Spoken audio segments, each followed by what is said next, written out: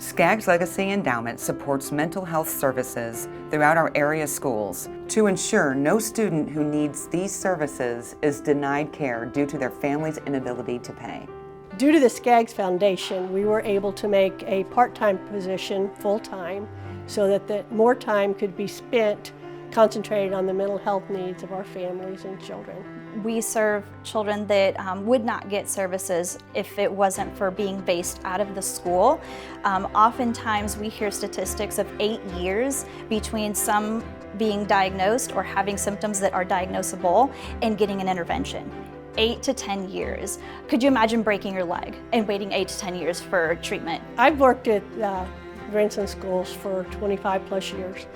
And the problems that the children are dealing with now from an emotional standpoint are so much more dramatic than they were 20 years ago.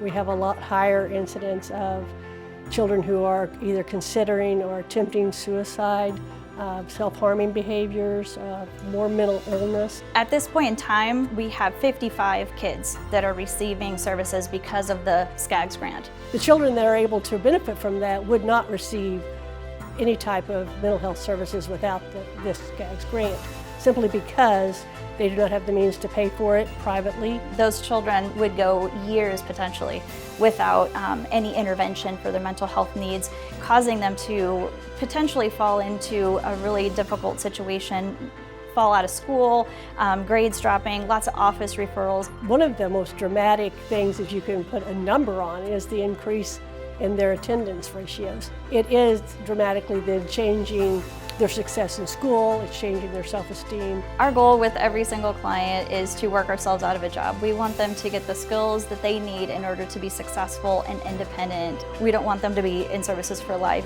I'm thankful for the Skaggs Foundation for giving us the opportunity to help these children get the services they need. I think what's really terrifying is thinking about these children as adults and then what happens to their children. And if we can break the cycle, to me that's the rewarding aspect is being able to make a difference for society as a whole in the future.